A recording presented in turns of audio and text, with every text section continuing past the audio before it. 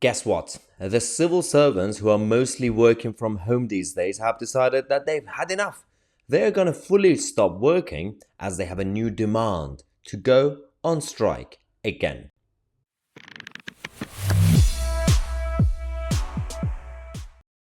Yep, another day, another week, and another civil service strike. Now, I'm a defender of hardworking public sector workers on frontline essential public services, health, education, other areas, especially when it comes to those who actually have a reasonable demand when it comes to cost of living crisis.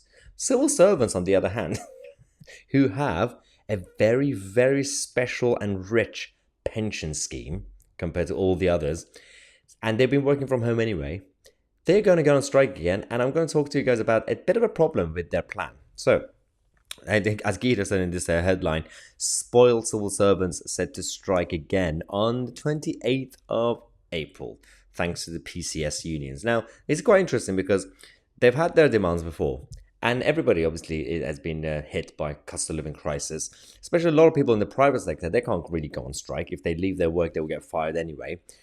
But public sector and the members of the unions, they have a different privilege. That aside, they've come out, PCS, and released this statement on their website saying, the General Secretary of PCS says, our members are not backing down in this dispute. Ministers need to take notice that we are escalating our action and they need to resolve the dispute by putting money on the table. Always goes back to money. We know our strikes have already caused serious disruption. Okay. The new strikes on another national day of action will pile the pressure on a government that refuses to listen. That was funny because every time civil servants go on strike, nobody notices. It's like Border Force when they went on strike and they got the army doing the job better than them. They are so deluded that they think that they did generic general departments and civil servants, if they don't go to work, the country will stop working because they genuinely believe they are running the country. Now, unfortunately, they are running the country on a very bad level when it comes to being an obstacle to things that could get done. But at the same time, I'm pretty sure we can survive. It's like in America when there's a federal government shutdown, nothing changes. Everybody just get on with their lives anyway.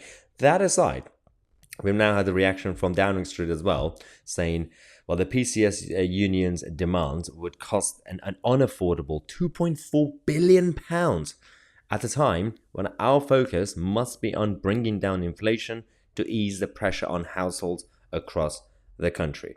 Now, as it goes, no, I'm not also a fan of this government, so I'm not really a defender of the government. But at the same time, £2.4 billion is a lot of money for civil servants. Considering that you also have the NHS demanding money, you've got the teachers demanding money, and you've got the whole country, again, the private sector and people who are self-employed, they are suffering too. Who's going to help them? So you're going to have to bring down the inflation first, which is coming down, and sort out the economy. And then we can start from scratch again when it comes to renegotiating deals, salaries, and everything else. You have to be reasonable. Now, the problem with this is we found a document that shows the percentage of existing civil servants who are actually working from offices. You will be shocked when I'll show you this. So this is according to the transparency data. The civil service headquarters occupancy data for February 2023. So most of it was last month, but it has been updated a couple of days ago. So we have the departments. So for example, in the home office, then you've got the building address and the week of the 6th of March. And then on the right-hand side, you've got the week of 13th of March. Let's go to some of these. Look at the bottom of the page. The bottom of the list, you've got DEFRA. Now, DEFRA as a department, only 29% of the whole department is actually working in the department.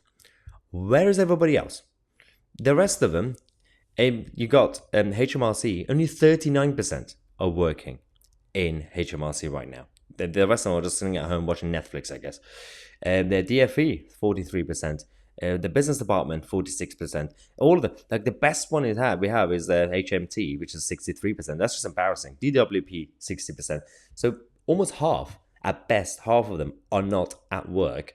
Now, I know that sometimes some jobs you can actually work remotely, But at the same time, what is the point of having these expensive buildings and addresses if everyone's going to work at home anyway? These are empty offices mostly. On the other hand, we've had these protests and strikes before. The last one we had quite recently, 100,000 civil servants, none of them came out in terms of the picket line. The picket lines were empty. So they went on strike, but they were at home. They weren't even working. They weren't even protesting. They were doing nothing. So they pick these days to strike, and they don't even turn up to join the picket line. What are you doing instead? I'm not really sure exactly they know how to strike. This is absolutely embarrassing. Someone needs to call it out. I mean, I know the mainstream media are not really interested, but we are going to do it on a regular basis. I don't really care if they're going to attack me, but they have to tell the truth. Also, if you guys, any of you, want to join the channel and contribute more, I have a new idea for you guys.